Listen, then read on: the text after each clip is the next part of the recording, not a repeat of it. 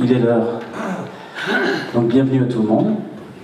Alors pour cette table ronde électricité, banque et web.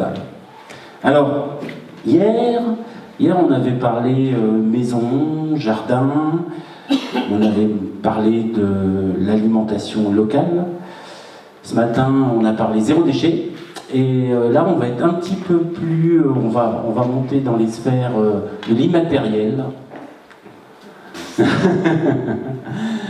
On va parler donc informatique, on va parler banque et on va parler énergie, surtout électricité.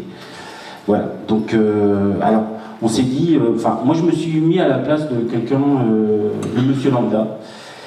Et je me suis posé la question comment faire autrement dans des domaines tels que l'électricité, la banque, l'informatique. Comment faire autrement que ce qu'on nous propose couramment? Il y a d'autres solutions, il y a d'autres voies. Alors pour commencer, on va demander aux intervenants de se présenter. Donc à Guilhem, à Pierre et à Emmanuel.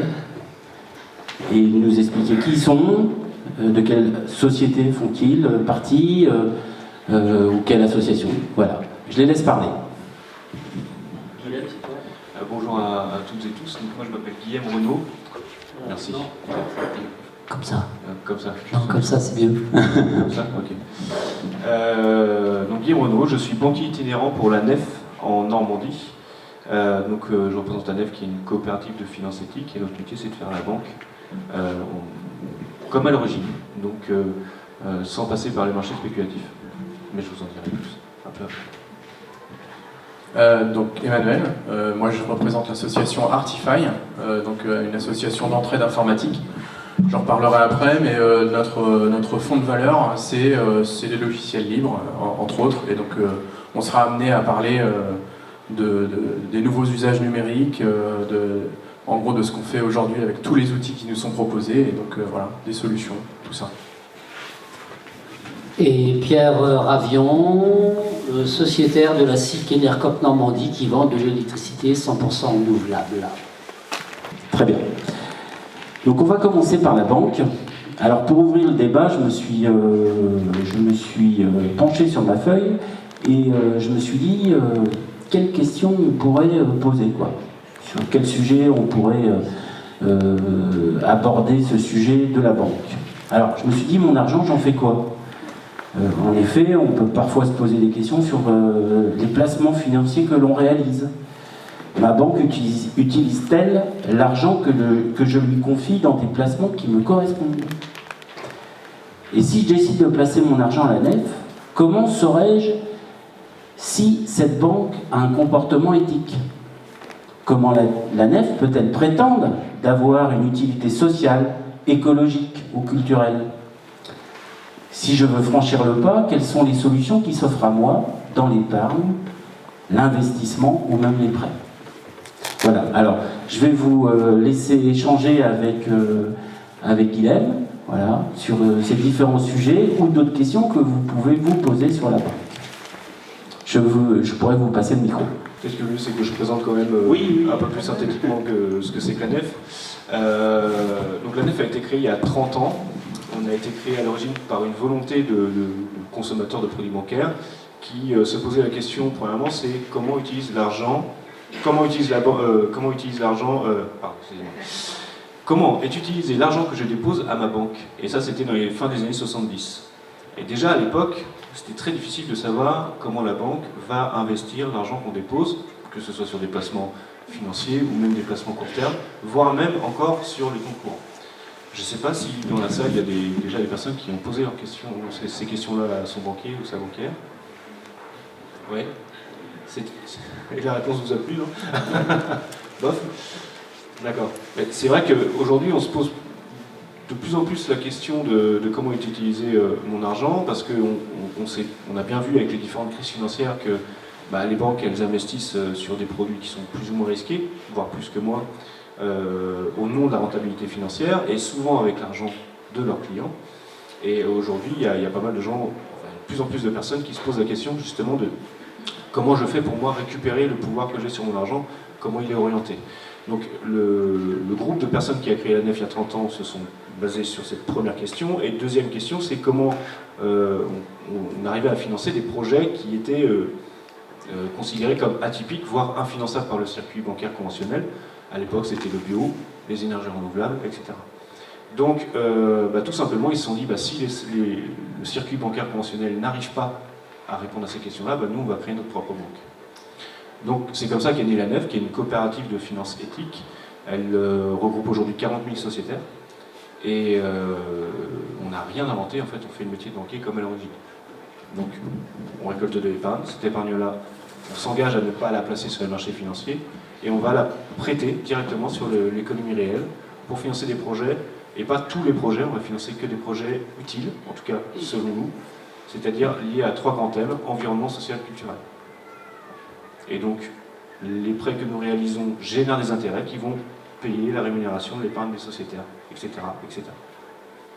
Aujourd'hui, la Nef est un peu un ovni dans le panel des banques françaises parce qu'on est la seule à ne pas du tout être connectée au marché financier. Voilà ce qu'est la Nef.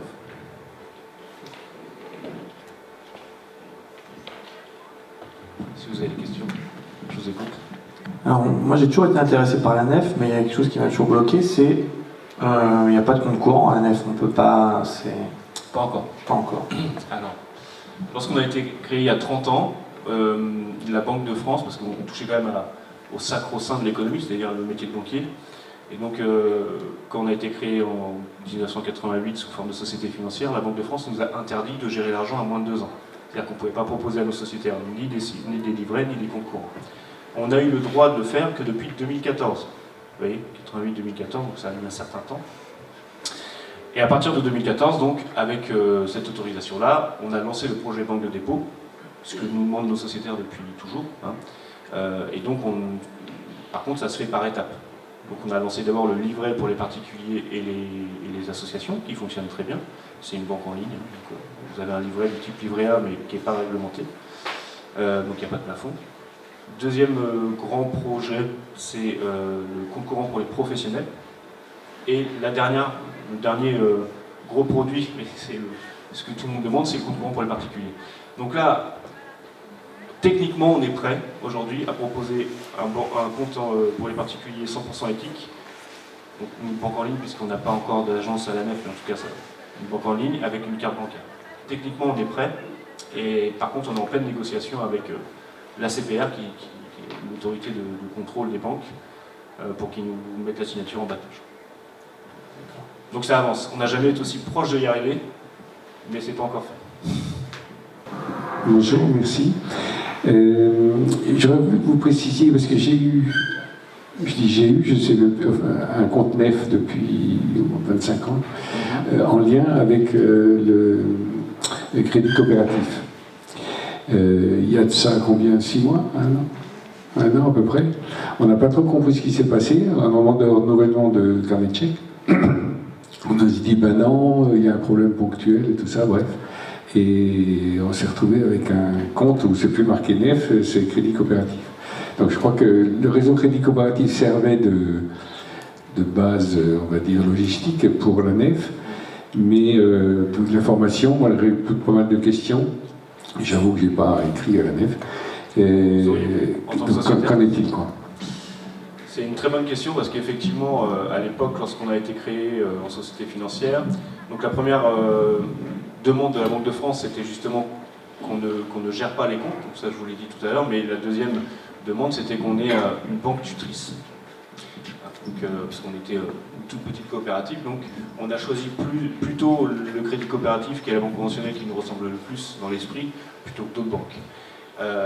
Donc ça c'est encore le cas, mais pendant qu'on n'avait pas le droit de gérer l'argent à moins de 2 ans, effectivement, on avait un accord commercial avec le crédit coopératif pour créer ce qu'on appelle des produits co-brandés. Donc il y en avait 2, il y avait le compte courant Nef Crédit Coop et le livret Nef Crédit Coop. Donc ça c'était la solution la moins pire qu'on ait trouvée, puisqu'on n'avait pas l'autorisation à l'époque. Et lorsque, à partir de 2014, le droit européen nous a donné l'autorisation de le faire, effectivement c'est là que ça s'est un peu tendu avec le crédit coopératif, puisque du coup on a demandé à voler de nos propres ailes à ce niveau-là. Et donc tous les comptes NEF Crédit Coopératif, donc vous êtes sociétaire de la NEF si vous avez un compte comme ça, tous les comptes NEF Crédit Coopératif se sont éteints et sont devenus des comptes Crédit Coopératif. Mais si je peux vous rassurer, ce n'est pas une demande de notre part. Voilà. En attendant que nous, on puisse faire le nôtre. C'est un peu compliqué, mais bon, c'est le principe des toutes petites structures qui mettent du temps à se développer. Mais c'est grosso modo, on a une grosse période, la plus grosse période de notre vie, où on était en lien avec le Crédit Coopératif, c'est-à-dire qu'ils nous louaient leur réseau, grosso modo, hein, pour qu'on puisse proposer nos produits. Et maintenant, on essaye de voler de nos propres ailes, et ça met un petit peu de temps à se mettre en place.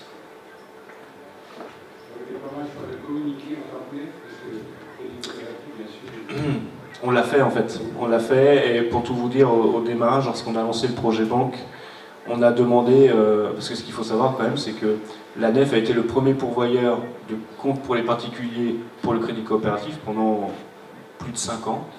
Donc ils étaient très contents de nous recevoir, bien entendu, parce que ça correspondait grosso modo à 28 000 comptes. Et lorsque nous, on a du coup eu l'autorisation de faire nous-mêmes la banque, on leur a demandé de transférer les comptes, en fait, tout simplement. Ce qu'ils ont refusé, ce qui peut se comprendre aussi, parce que ça leur aurait fait perdre une bonne partie de leur clientèle. Et en contrepartie, on leur a dit, bon, bah, au moins communiquons, et bon, ça s'est pas vraiment bien fait à ce moment-là. En tout cas, nous, on l'a fait, on a envoyé des informations aux sociétaires. Moi, j'ai bien compris, du coup, que vous ayez en fait des prêts que vous consacriez qui étaient éthiques, mais du coup, qu'est-ce que c'est les autres banques? Qu'est-ce qu'elles font?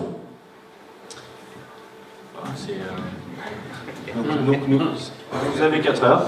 Alors, Ah non, il nous reste 2-3 minutes là. Ouais, je vais essayer de me dépêcher. Donc, la vraie différence de la NEF par rapport aux autres banques, tout simplement, c'est son fonctionnement. On est vraiment la seule banque aujourd'hui à ne pas...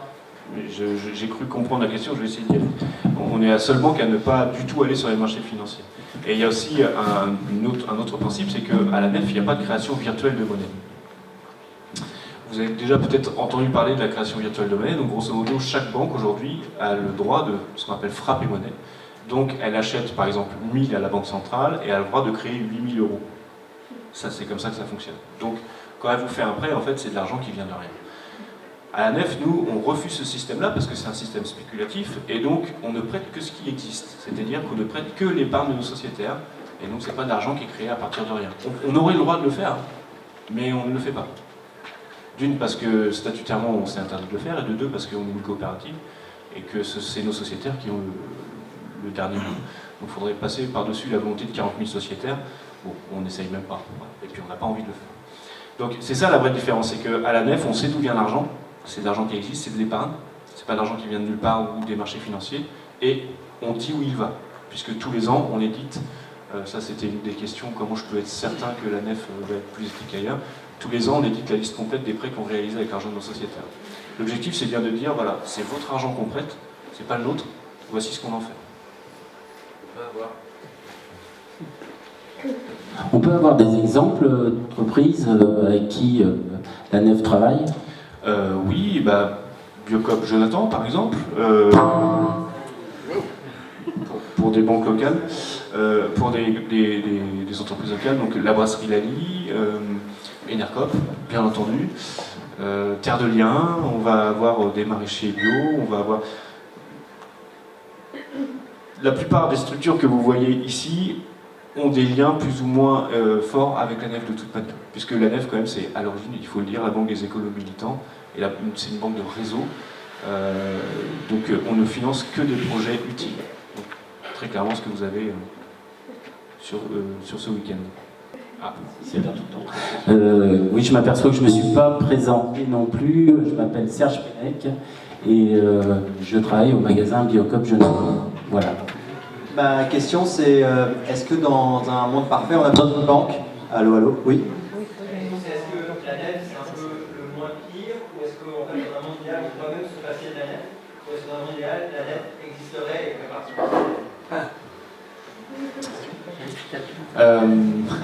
Effectivement, c'est une excellente question.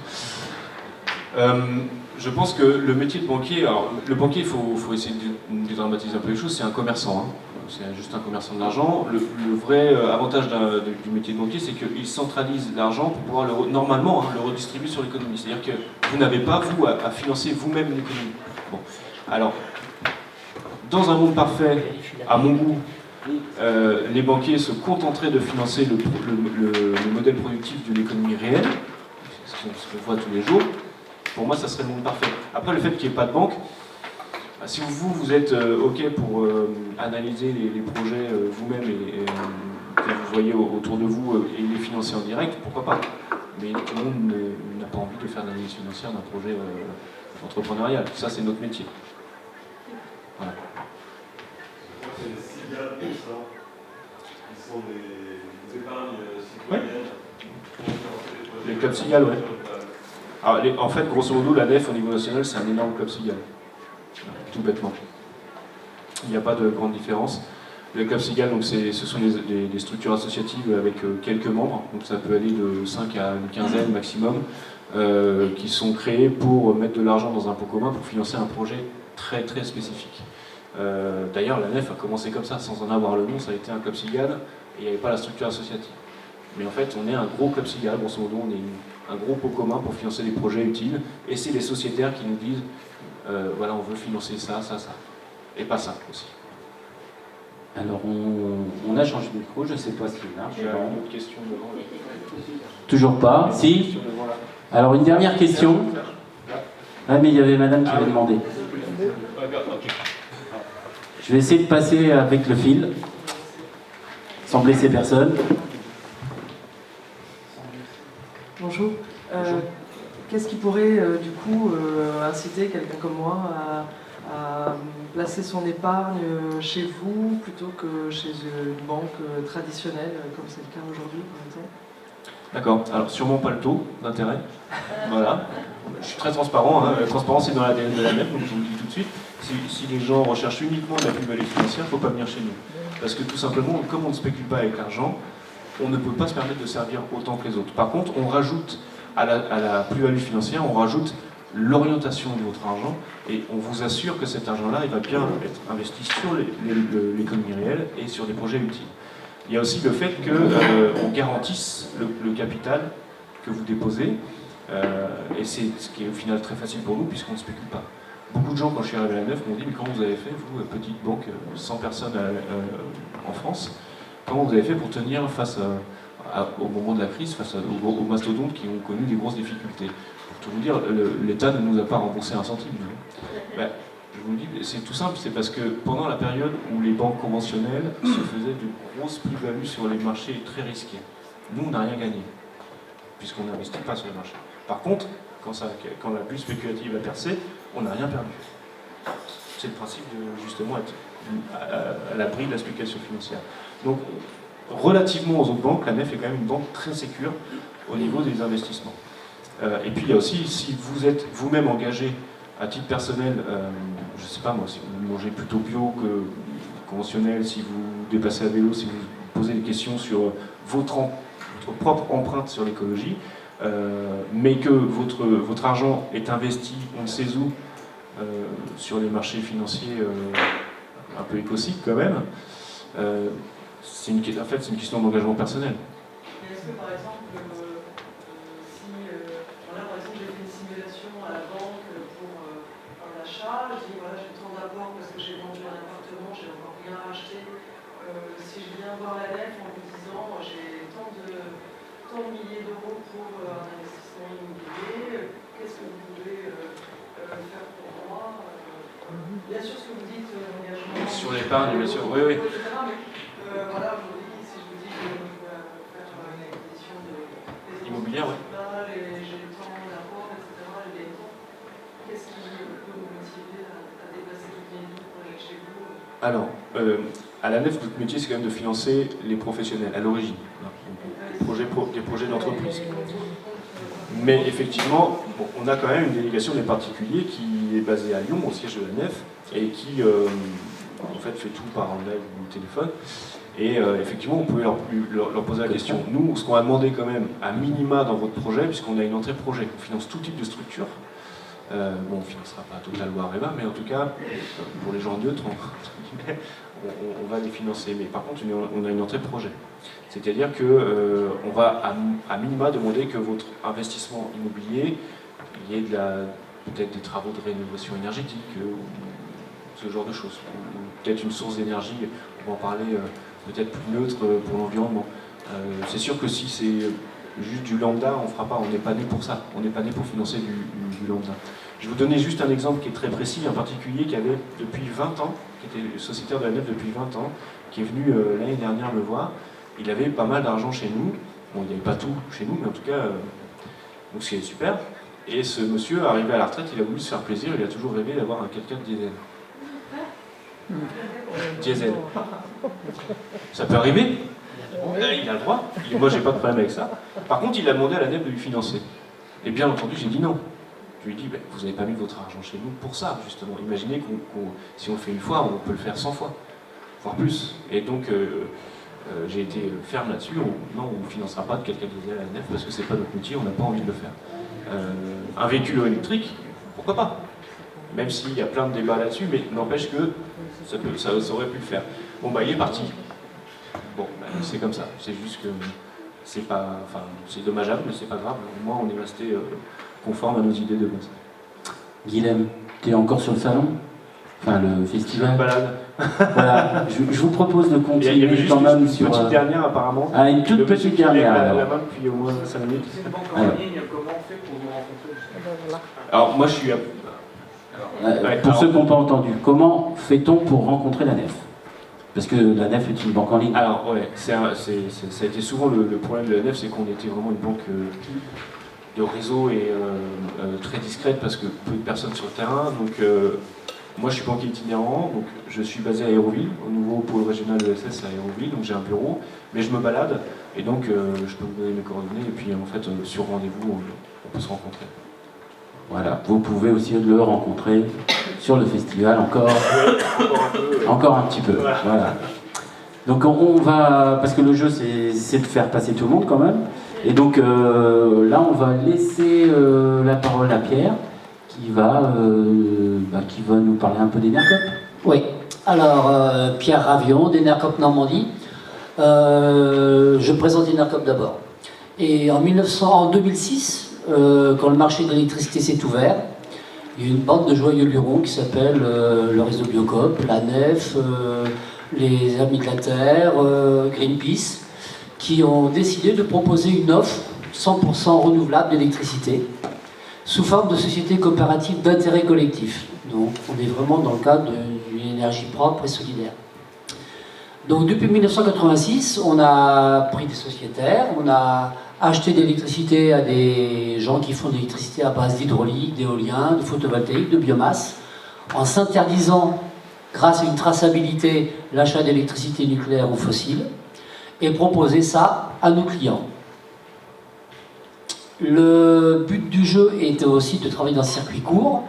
Donc Enercop, dans son évolution, a prévu de créer des coopératives régionales. Enercop Normandie est la 9e, je crois, sur les 10 existantes actuellement. On existe depuis 4 ans. En 4 ans de temps, nous sommes déjà 1200 sociétaires. Et nous vendons de l'électricité propre que nous réussissons à acheter à des producteurs normands.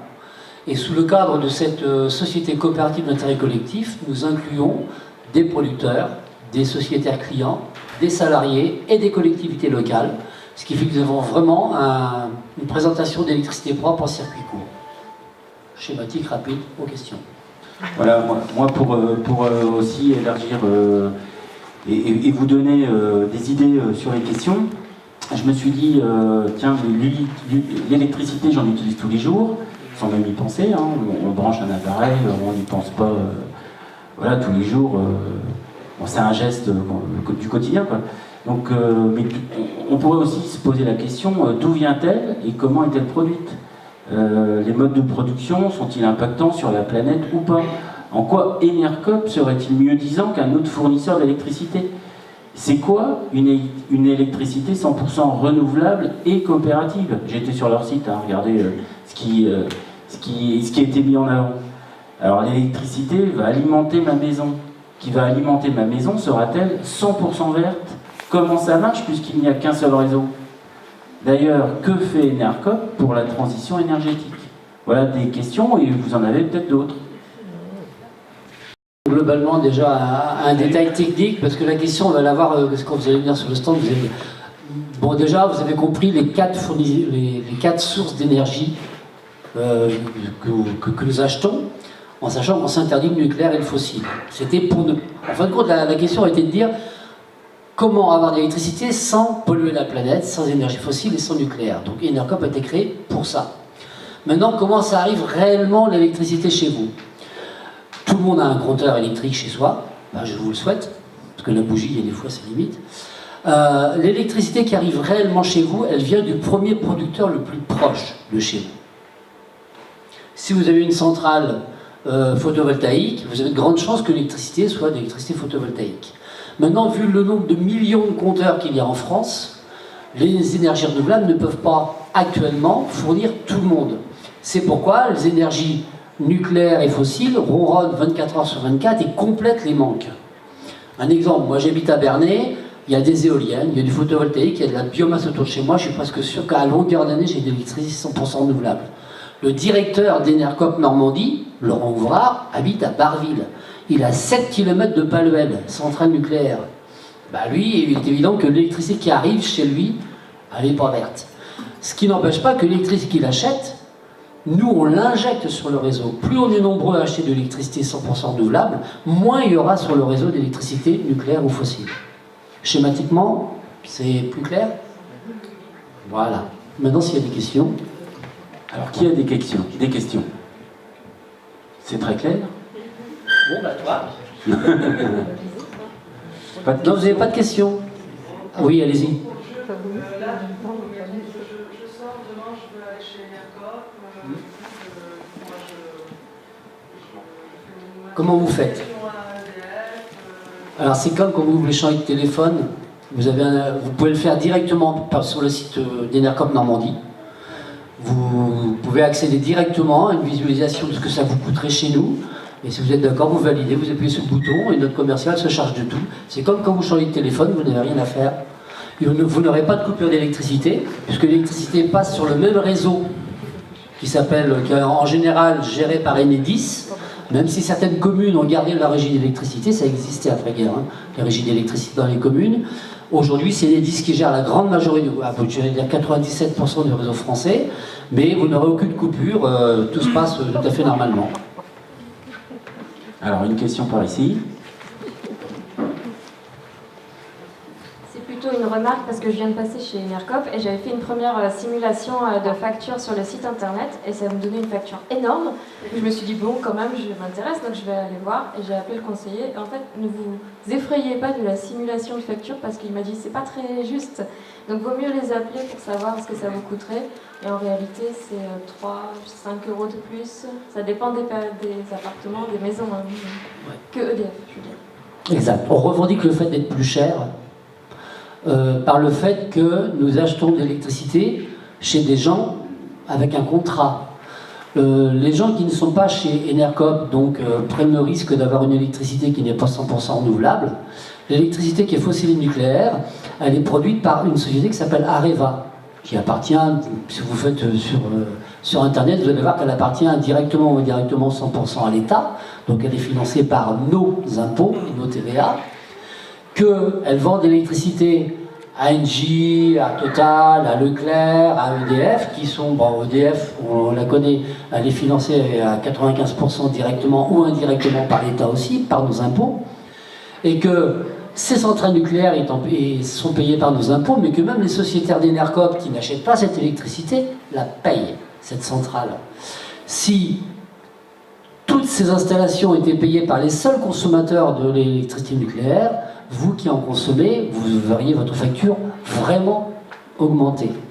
En plus, Enercop achète à ses producteurs une électricité sur des contrats à durée longue.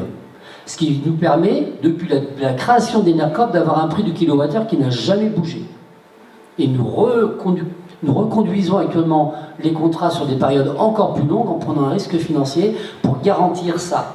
On a un prix du kilowattheure, moi que je suis passé chez Enercop, j'ai 36% plus cher que chez EDF. Aujourd'hui, je dois être à 2-3%. Pour une famille qui a un 80 mètres carrés, qui n'a pas de chauffage électrique, c'est vrai, ça va être aux alentours de 4 à 5 euros par mois sur un prélèvement mensuel sur 10 mois. C'est pas si excessif que ça. Et vous allez voir, au mois de juin, quand vous allez prendre votre augmentation d'EDF, vous allez tous venir chez Enercop pour se revenir leur fusée. Une autre question ici. Alors, comment savoir qu'un fournisseur est bien vert? Parce que je me dis qu'il n'y a pas qu'Enercop qui fournit de l'électricité verte. Oui, alors, nous, on a une spécificité. Enfin, déjà, pour avoir une électricité 100% renouvelable, on achète avec, j'ai oublié le terme technique, c'est comme une attestation d'électricité verte. C'est que quelqu'un qui va... certification, voilà. La certification, quelqu'un qui peut produire, je vais prendre un exemple, 1000 MWh. Il est obligé à l'année de fournir 1000 MWh de certificat. Quand vous avez une électricité verte qui est... On voit des promos actuellement, des flashs publicitaires, vous avez 30% d'électricité verte le week-end. Je serais curieux de savoir comment techniquement certains de nos concurrents peuvent garantir qu'ils auront 30% de vert le week-end et qu'ils ne le proposent pas en semaine, sachant qu'ils ne savent pas ce que vont consommer réellement leurs clients le week-end. Donc, c'est sur des masses, et le problème, c'est qu'ils sont, comme nous, obligés de justifier leur électricité verte. Mais comme ils achètent au coup par coup, soit en France, soit à l'étranger, avec des gens qui eux-mêmes sont déjà des producteurs qui ne font pas que de l'électricité verte, ils ne peuvent pas prouver. Donc c'est une masse qui se balade. Nous, on a des contrats à long terme. Vous pouvez aller sur le site d'Enercop, vous pouvez tout voir sur les sites d'Enercop Normandie, jusqu'au CA, jusqu'à notre chiffre d'affaires. Tout est clair, tout est écrit. Et vous verrez que nous, on a les certificats pour tout, et que quand on s'engage dans pas longtemps à avoir un producteur d'éolien qui va être dans la Manche, donc j'ai toujours oublié le nom de cette société et le village, mais je l'ai sur le stand d'Enercop à côté, il va nous produire à peu près 20 MWh en crête, c'est-à-dire que lui, il va nous fournir un certificat pour 20, il ne pourra pas vendre 21, il ne va pas produire 21. Donc nous, on a la garantie parce qu'on lui achète tout. Voilà comment ça se passe. Donc nous, on peut garantir. Comment ? Il n'y a que vous qui pouvez garantir, il n'y a pas d'autre. Pour l'instant, tous ceux qui ont comparé les fournisseurs d'électricité, à savoir Que Choisir ou Greenpeace, ont toujours placé Enercop en tête. Alors évidemment, hein, quand Enercop a été créé, tout le monde rigolait, parce qu'au début on était 250 sociétaires, puis après 1000, puis 1500. Aujourd'hui, en 40 ans, on est 1200 en Normandie, on est 40 000 en France, et on est toujours debout. On est toujours stable, nos salariés sont payés, on a des périodes parfois difficiles, mais c'est une entreprise qui est saine, qui fonctionne, et qui a une très belle progression. Donc ça marche, et on attend de nouveaux clients et de nouveaux sociétaires. Deux questions si on veut. La première, pourquoi se limiter à la Normandie? Et en même temps, on est quand même pris, même quand on veut aller dans cette démarche, par des jeux d'écriture aussi, parce que la nuit, le sonneau ne produit pas. Comme vous êtes limité à la Normandie, si j'ai bien compris, il y a des moments où la quantité d'électricité dont il y a besoin doit manquer, quoi. Donc c'est quand même des jeux d'écriture, même si j'adhère à la démarche de peser sur le type de production. En fin de compte, c'est la même réponse. Au début, Enercop était nationale, et pour des besoins de circuits courts, on a créé des coopératives régionales. C'est-à-dire que nous, on a une coopérative, une société qui s'appelle Enercop Normandie, mais il y a une Enercop Bretagne, il y a une Enercop Centre, il y en a en Île-de-France, c'est en cours, il y en a en Aquitaine, donc il y a plein d'Enercop Normandie qui sont toutes solidaires les unes des autres. Petit détail, c'est dans nos statuts, c'est-à-dire que s'il y en a une qui a un problème, les autres derrière, elles vont équilibrer un petit peu les comptes. Le but, il est qu'il n'y ait que des Enercop régionales, avec une centralisation, un bureau central pour gérer tout ce qui est production et financier. Mais le but, il est réellement de mettre en commun des collectivités, des producteurs, des acteurs en circuit court, qui, eux, vont permettre d'avoir une électricité 100% renouvelable et en direct avec ses clients. Donc, on n'est pas, c'est pas un problème d'écriture, on est une entreprise qui achète de l'électricité en Normandie pour nos clients en Normandie, et notre surplus, puisque nous en Normandie on est excédentaire, au 1er juillet, on sera excédentaire, on revend aux autres Enercop l'électricité dont on a besoin. Ça répond? Une dernière question? Et la dernière, parce qu'après il y a le copain, il commence à s'endormir. Une dernière? Alors moi j'en ai une. Ouais. je me posais la question, on a un projet significatif en Basse-Normandie, plutôt sur du nucléaire, le PR que tout le monde connaît.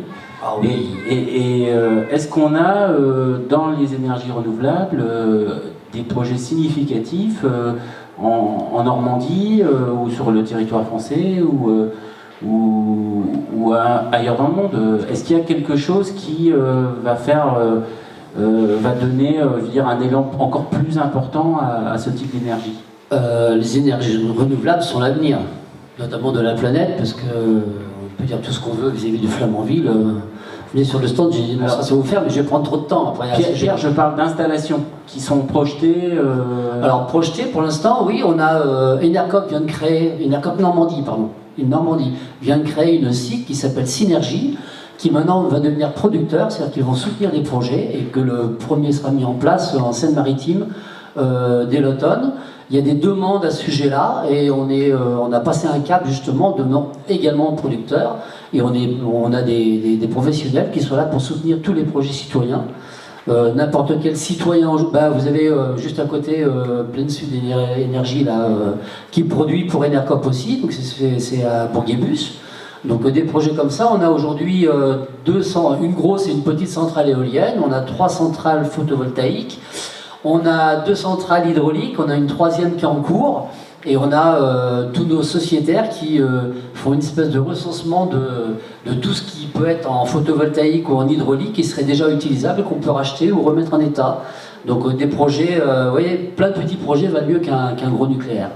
Allez, Emmanuel s'impatiente. Oui, non? Un petit peu. Allez, on va passer la parole à l'Artify alors. Donc Artify, une association créée il y a 2 ans qui a pour vocation à démocratiser les usages numériques, on va dire, qui crée aussi de l'entraide, alors je vais y revenir juste un petit peu après, et qui a comme fond de valeur l'utilisation ou la promotion de ce qu'on appelle les logiciels libres. Les logiciels libres, c'est quoi? Ce sont des logiciels qui permettent plus de liberté aux utilisateurs, donc 4 libertés en l'occurrence, celle de les utiliser comme ils veulent, de les copier comme ils veulent, de les modifier comme ils veulent, et de les redistribuer évidemment comme vous voulez.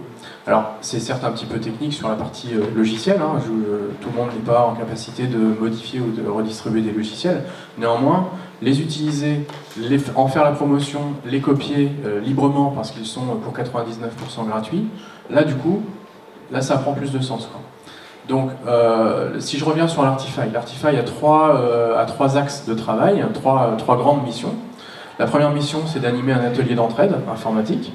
Alors, certains connaissent peut-être déjà la Maison du Vélo à Caen. La Maison du Vélo, c'est un atelier d'entraide. Il y a des gens qui sont qualifiés, compétents, qui accompagnent en gros les gens à ce qu'ils dépannent eux-mêmes leur vélo. Nous, c'est la même chose, mais pour l'informatique. C'est-à-dire qu'en gros, si vous avez un problème informatique, vous pouvez venir à notre local. Je donnerai les horaires un petit peu après. Vous pouvez venir à notre local, il y a un permanent, il y a des bénévoles qui eux sont compétents en tout cas et qui vont vous aider et puis peut-être chercher aussi avec vous des solutions pour réparer les ordinateurs. Alors je voyais dans les questions à la fois le matériel mais aussi les logiciels, c'est-à-dire qu'un ordinateur qui est planté, c'est parfois difficile de faire du diagnostic dessus. Et du coup, nous, on vous aide à ça, parce que c'est un peu notre métier, pour la plupart, on est souvent informaticien. Et ce qu'on essaye de faire, c'est sur cet atelier d'entraide, c'est au travers d'un moment qui est un peu convivial, c'est de chercher ensemble, c'est de trouver des solutions ensemble, et puis aussi que vous repartiez d'une part avec l'ordinateur un peu réparé, en tout cas c'est ce qu'on essaie de faire, et aussi de repartir avec des connaissances, pour que vous soyez en capacité de le faire vous-même seul, peut-être, et voire même, alors là, ça serait l'idéal, de revenir à l'Artify en tant que bénévole pour, encore une fois, continuer à faire développer le système. Ça, c'est le premier axe de travail. Le deuxième axe de travail de l'Artify, c'est de proposer des ateliers de transfert de compétences, formation. Donc on en anime entre 3 et 4 par mois. C'est des créneaux de 2 heures. Alors on essaye de se coller aux horaires les plus disponibles pour tout le monde, soit le samedi, soit le mercredi après-midi, soit le soir aussi parfois, où on va faire en gros une démonstration et puis une mini-formation. On a des ordinateurs que vous puissiez manipuler sur la partie comment je fais du traitement de texte, comment je fais du tableur, je crée mon document, je fais mon propre flyer pour ma propre association. Voilà. Donc ça, c'est ce qu'on appelle les ateliers de transfert de compétences. Pardon. Et le troisième volet de l'association, il est de faire de la prestation de services autour des logiciels libres. Et en particulier de faire donc on a un objet statutaire qui est très précis, qui est que, comme on ne veut pas s'inscrire dans le champ concurrentiel avec les sociétés de services classiques, c'est de faire en sorte que déjà on ne fasse de prestations que pour les structures qu'on appelle de l'économie sociale et solidaire, donc les associations, ou en tout cas les structures qui auraient un objet associatif intense, enfin, en tout cas le plus intense possible. Et accessoirement, on demande aux structures qui veulent de la prestation d'adhérer pour faire vivre aussi la démocratie interne du collectif. Et voilà. Donc, voilà en gros les 3 grandes missions. Peut-être que je peux prendre des questions et puis du coup ça permettra de rebondir. Oui, voilà, je pense qu'on va enchaîner tout de suite sur les questions, parce que Emmanuel a déjà bien exposé les activités de l'Artify. Le plus clair possible, j'espère. Oui. Alors, avez-vous des questions? Ah bah voilà, je me disais aussi que j'avais pas donné cette information-là. Alors, on a un atelier d'entraide qui est situé au rez-de-chaussée de la Maison des Solidarités, donc au quai de Juillet, 51 quai de Juillet. Si vous voyez les rives de l'Orne, cette partie très commerciale de Caen, là, nous c'est de l'autre côté, comme ça on est moins commerciaux, quoi. Donc on a cet atelier d'entraide au 51 quai de Juillet, on est ouvert le mercredi après-midi, ça doit être 16-19h, le vendredi 16-19h, et on fait une permanence le samedi aussi, on fait un samedi par mois. J'ai pas parlé des modalités d'accès. C'est-à-dire que pour que les gens puissent accéder à l'atelier d'entraide, on demande à ce que vous adhériez. Voilà, donc c'est aussi, encore une fois, pour faire vivre l'association. Hein, on ne repose essentiellement que sur les adhésions. L'adhésion coûte 20 € par an et elle donne droit à l'accès illimité, bien évidemment, à l'atelier d'entraide, mais aussi à la participation à un atelier de transfert de compétences pour l'année. Donc 51 quai de Juillet à Caen. Et j'ai des flyers si vous voulez des informations plus précises sur comment nous joindre, comment nous contacter. On a un agenda en ligne pour aussi montrer les ateliers de transfert de compétences. Voilà. Alors Artify, pourquoi Artify? Juste avant de répondre à la question, alors ça s'appelle... on s'appelle Artify parce que Artify en vieux normand, c'est les outils de l'artisan. Et ça, pour nous, ça avait du sens parce qu'en fait, on était parti du principe que les gens se retrouvaient de plus en plus dissociés, enfin en tout cas, le moins en compétence avec les outils numériques. Et on voulait qu'en gros, les gens réapprennent à utiliser les outils. Voilà. Et donc, du coup, on a appelé l'association Artify pour les outils de l'artisan. ARTIFAI2LE, tout simplement. Ça fait beaucoup rire nos partenaires. Artify, voilà. Je ne comprends pas pourquoi on ne s'appelle pas Association du numérique de Normandie ou des choses comme ça.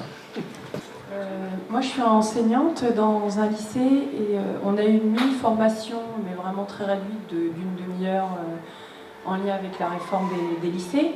Et donc, on nous a parlé du numérique avec les QR codes.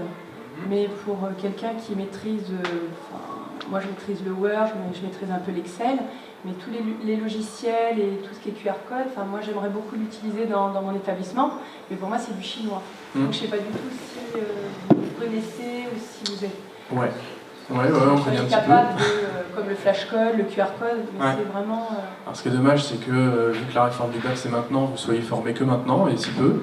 Mais c'est un sujet que je connais par d'autres aspects de mon métier. Mais oui, on connaît ces logiciels-là, on peut vous aider à les utiliser, et même si on ne les connaît pas, on a beaucoup plus l'habitude d'utiliser, de découvrir des logiciels, et donc du coup on peut chercher ensemble. Voilà. C'est un petit peu la vocation d'Artify. On n'a pas, la prétention de tout connaître en informatique, mais néanmoins on a le cerveau bien formé pour comprendre ce genre de choses.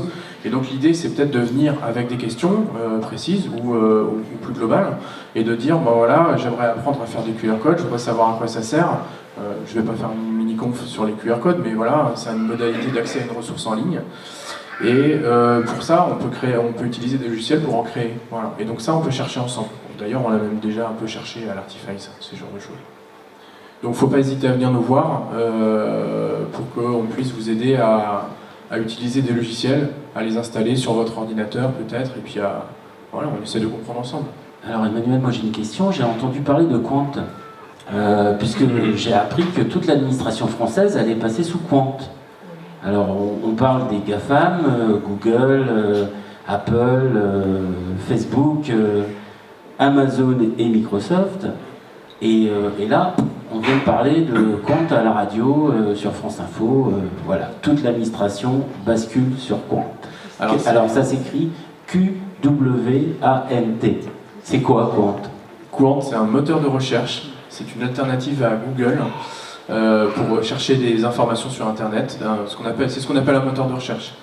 Qwant, c'est un moteur de recherche que nous, on va qualifier de vertueux, parce que d'une part, il protège l'anonymat et il ne fiche pas, il n'enregistre pas tout ce que vous faites comme recherche, etc. Ce que fait Google. D'ailleurs, c'est même le modèle économique de Google. C'est bien qu'on vienne sur ce sujet-là, parce que j'avais pas beaucoup parlé de GAFA, mais du coup, c'est vraiment le sujet du moment. Quand vous utilisez des ressources en ligne sur Internet, en gros, vous avez l'impression que c'est gratuit, mais en fait, c'est jamais gratuit. Si vous utilisez Google pour chercher des informations sur Internet, Google va enregistrer la recherche que vous avez faite, il va voir un petit peu sur quel site vous êtes allé, etc.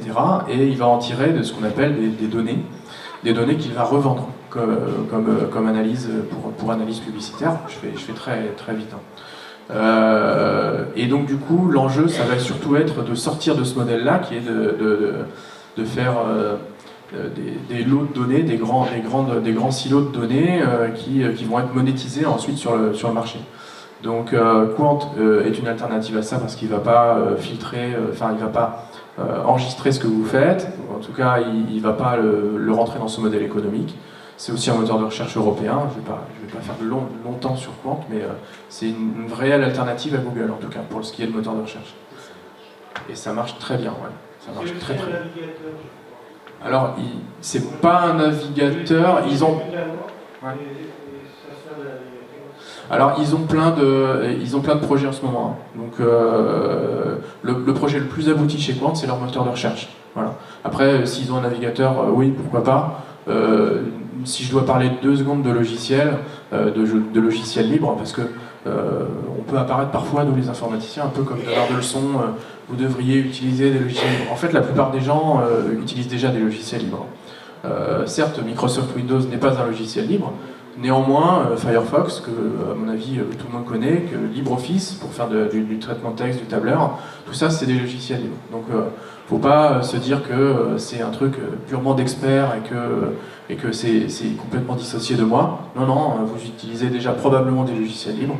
L'enjeu maintenant, et c'est l'histoire sur les GAFAM, ces grandes compagnies qui vont s'accaparer vos données, avoir un modèle économique qui est basé sur la rentabilité, qui vont être sur le marché de la spéculation, etc.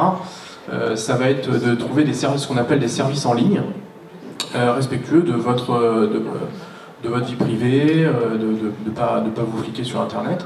Donc là, on parle de Qwant, par exemple, pour ce qui est des moteurs de recherche, mais on peut parler également des outils de Framasoft, que vous connaissez peut-être, Framasoft, F-R-A-M-A-S-O-F-T, qui propose tout un panel de logiciels pour faire, par exemple, de l'agenda partagé en ligne, du partage de documents, des sondages de dates. Voilà. Donc, venez nous voir à l'Artify, parce qu'on en connaît un paquet, et on est justement en train de créer ce qu'on appelle si vous avez une association, un pack asso, pour que les données soient relocalisées en Normandie d'une part, et on a plein de petits services à proposer à côté, dont des logiciels de comptabilité associative à partir de septembre. Donc voilà, donc on a pas mal de choses à proposer. Il faut vraiment sortir de ce modèle GAFAM qui va s'accaparer vos données d'une part, va faire fructifier de l'argent pas du tout comme il faudrait, et là on se porte vraiment vers des logiciels libres, les données là où elles sont, et on sort d'un modèle purement spéculatif.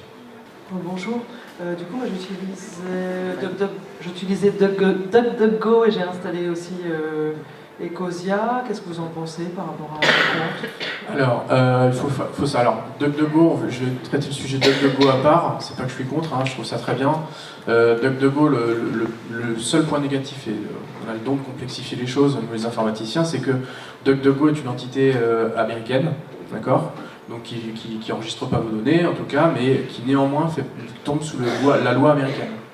Donc si le gouvernement américain décide de dire on arrête les histoires là, de respect de la vie privée et vous me filez toutes vos données de DuckDuckGo, ce qui est l'esprit de la loi Patriot Act qui a déjà été voté hein, et qui permet à différentes autorités américaines de pouvoir saisir les données, DuckDuckGo va tomber sous le coup de cette loi. Ecosia, je ne suis pas complètement sûr, mais en tout cas, il y a un truc qui est super bien avec Ecosia, c'est que le clic que vous allez faire dedans va générer en gros de l'économie, en tout cas de l'épargne, je pense, et qui va ensuite être redistribué à certains projets. Donc ça, c'est super aussi, quoi.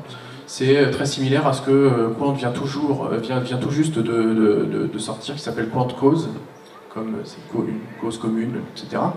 Et qui vise à, effectivement, en fonction de liens plus ou moins sponsorisés, va générer de l'argent et qui va redistribuer. Voilà.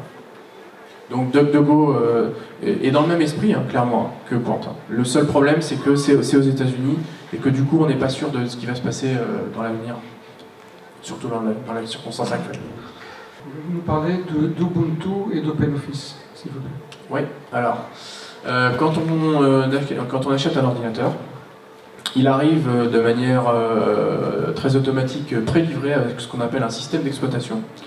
C'est déjà un abus de position dominante parce que je pense que vous pouvez difficilement me trouver un ordinateur préchargé avec Ubuntu. Hein. Donc Ubuntu, c'est une version alternative d'un système d'exploitation qui s'appelle Linux. Voilà.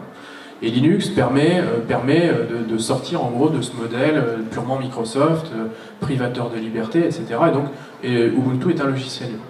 L'enjeu, ça va être de se faire aider à l'installer. Alors, on a très peu de commerçants qui proposent des ordinateurs portables avec Ubuntu, ou des ordinateurs tout court avec Ubuntu d'ailleurs. Nous, notre créneau à Artify, c'est justement ça. C'est de dire, vous avez un ordinateur, certes vous avez payé Windows, c'est déjà un scandale parce que ça coûte 50 balles dans l'histoire, et ensuite, on vous aide soit à le désinstaller, le Windows, et on vous met Ubuntu, qui est une alternative totalement fonctionnelle, hein, clairement totalement fonctionnelle, qui arrive préchargée avec un ensemble de logiciels, dont OpenOffice, on en reparlera juste après. Et nous, on vous aide à l'installer. On vous aide à l'installer et en même temps, vous faites l'installer avec nous. C'est-à-dire que vous comprenez aussi comment ça s'est fait, quoi. Voilà. Petite digression sur OpenOffice. OpenOffice, LibreOffice, hein, donc ce sont des suites bureautiques. Voilà, c'est des alternatives à Microsoft Office, hein, traitement de texte, tableur, présentation. Il y a deux modèles, hein, il y a deux noms de logiciels, OpenOffice et LibreOffice. OpenOffice tombe un petit peu en désuétude en ce moment parce qu'il a été récupéré et racheté par une société privée américaine qui commence à faire fondre un peu son équipe de développement. Et donc l'enjeu, pour être très clair, c'est de se porter vers LibreOffice, ouais, qui est totalement fonctionnel, promu dans d'innombrables structures, utilisé dans d'innombrables sociétés et difficilement promu dans la fonction publique, mais néanmoins, on y travaille. Est-ce qu'il y a des réseaux sociaux ou des plateformes de partage qui seraient un peu plus éthiques que celles qu'on connaît ? Ouais. Par exemple, je viens de m'inscrire sur WhatsApp pour échanger les photos d'enfants de la famille et je me suis dit, mais waouh, je suis en train de faire une connerie. Parce que là, je sais pas où ça va. Je crois que WhatsApp, ça appartient à Google.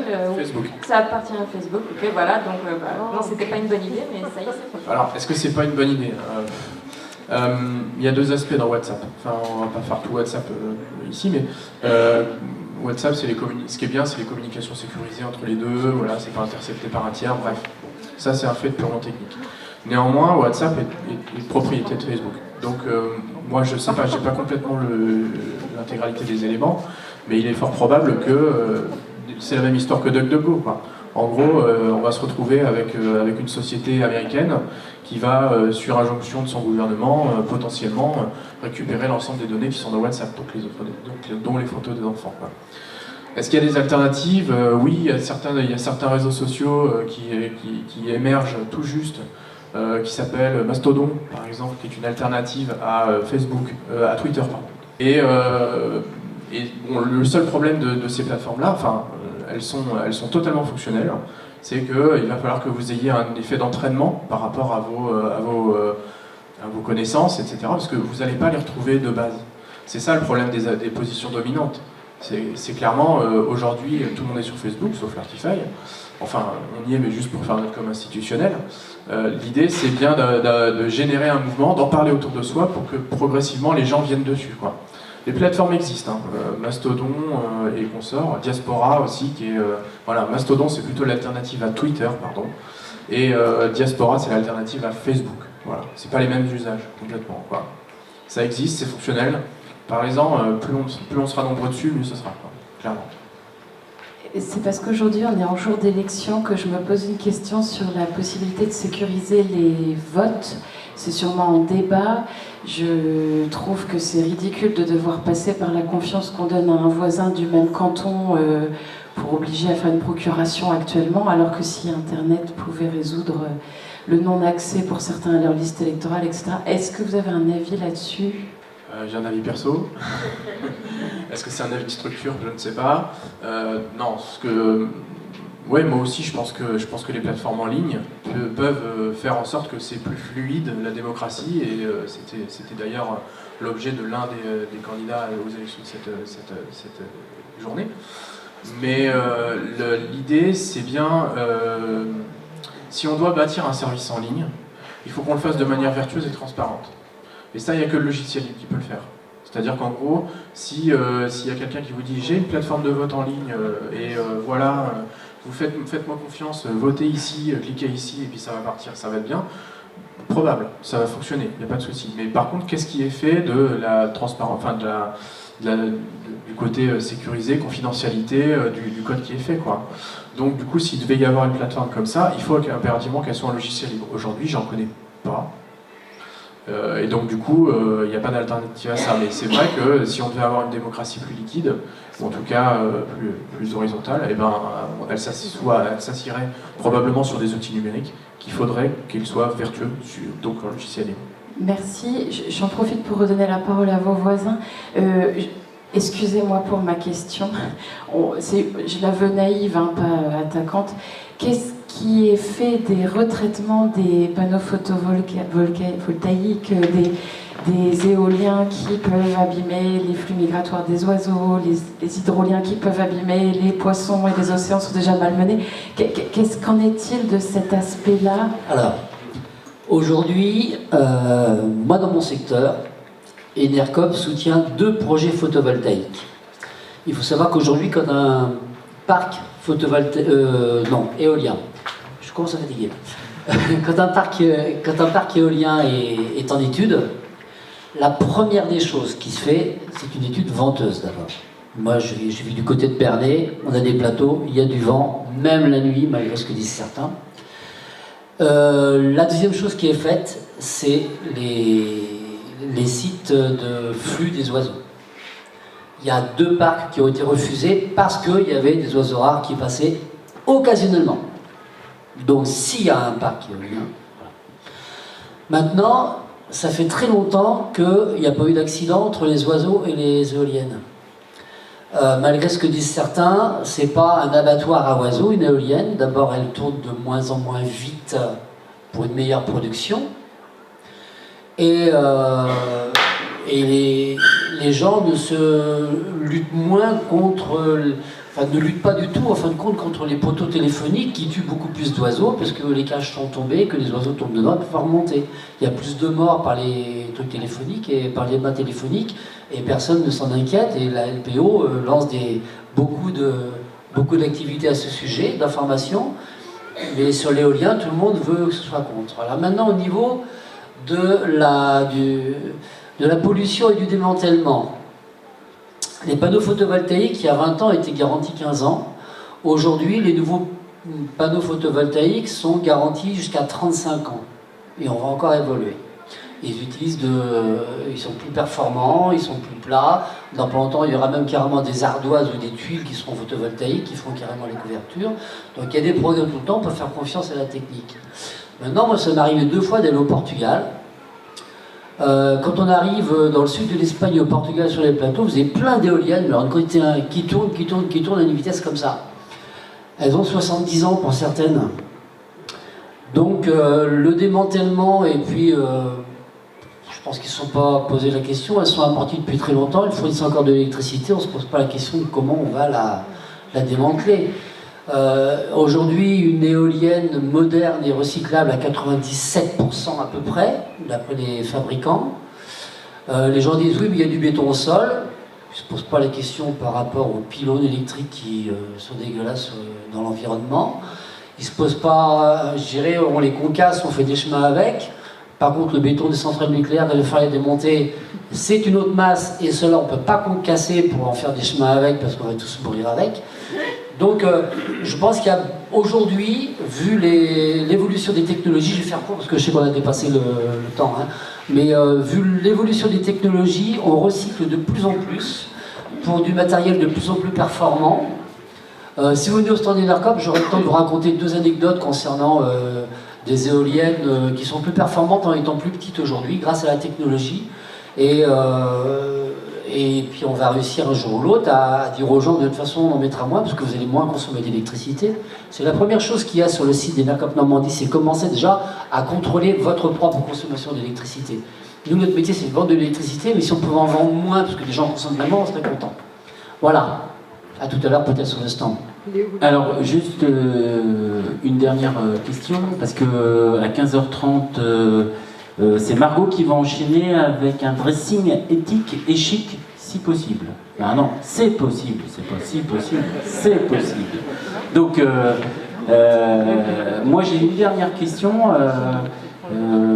concernant... Je reviens sur le matériel, parce qu'on a beaucoup parlé du soft, mais du hard, du matériel, on a peu parlé.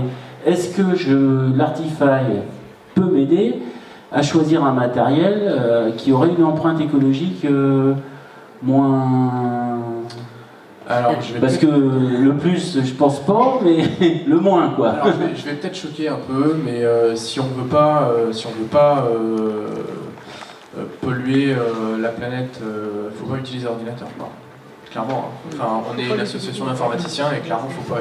Enfin, ou alors, faut le faire vivre le matériel le plus longtemps possible. C'est un peu la même réponse que toi, en fait, bien. Et donc, du coup, l'idée, c'est bien de donner une deuxième vie aux ordinateurs. C'est ce qu'on fait aussi, parce que oui, j'ai oublié de dire qu'on vendait un peu d'ordinateurs, et c'est des ordinateurs, c'est recyclé en fait.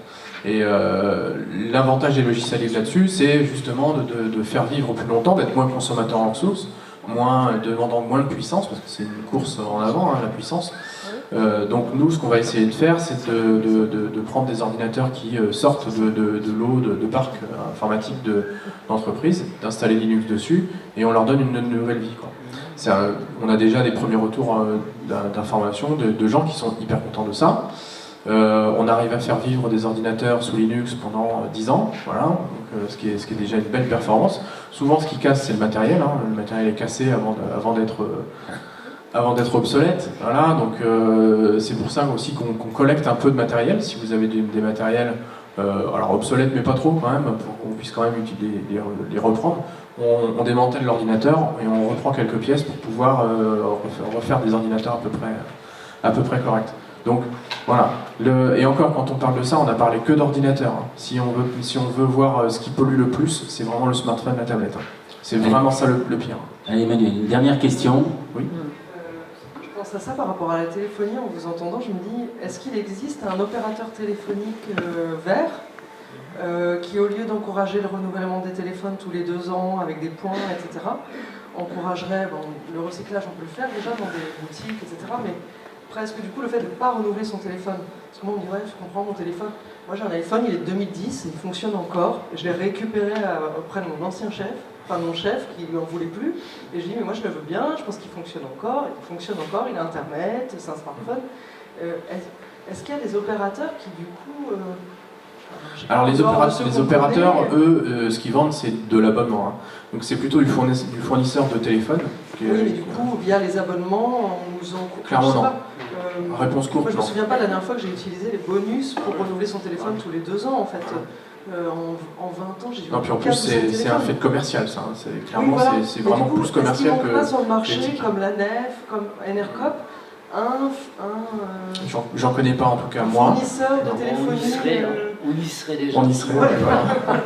Il y a peut-être un marché à prendre sur ce secteur-là. Ah, probablement. Après, ce qui peut être intéressant, et on terminera peut-être là-dessus, c'est que Il y a pas mal de gens qui travaillent en ce moment sur ce qu'on appelle des téléphones éthiques. Voilà, donc le Fairphone, les choses comme ça.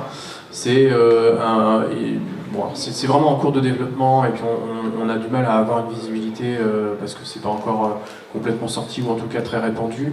C'est d'avoir des téléphones où les pièces sont changeables. Voilà. Parce que voilà, l'enjeu c'est bien d'avoir un téléphone sur lequel on puisse modifier les pièces et puis en changer si ça marche pas. Il y a aussi des gens qui travaillent aussi sur du logiciel libre mis en place sur des téléphones. Voilà. Donc, et particulièrement à Caen, où il y a un projet qui s'appelle ILO qui marche a priori très bien et qui va sortir là. Ils sont en train d'essayer de travailler avec des grandes marques de téléphone pour avoir du logiciel libre et donc respectueux de votre vie privée et des ressources aussi le plus possible de vos téléphones. Voilà, ils sont en train d'essayer de travailler à ça. Il y aura peut-être quelque chose qui va se faire dans l'année à venir où on espère le plus tôt possible. Il y a un autre critère chez les constructeurs de téléphones, c'est une seule marque qui nous protège des ondes électromagnétiques. Ouais. C'est laquelle? Alors je sais plus laquelle, mais ça commence par un M, je crois. Ouais, je sais pas. Bon, c'est pas Motorola, je pense pas. Enfin, en tout cas, ouais. Enfin, allez. Si on doit conclure, il faut vraiment rester en veille sur ces sujets-là. Oui, on va conclure. On va laisser la place au chiffon là. Un peu réducteur. Donc merci à Pierre, à Emmanuel, à Guilhem. Merci à tous d'avoir participé à cette table ronde. On est sur les stands. Et place à la mode.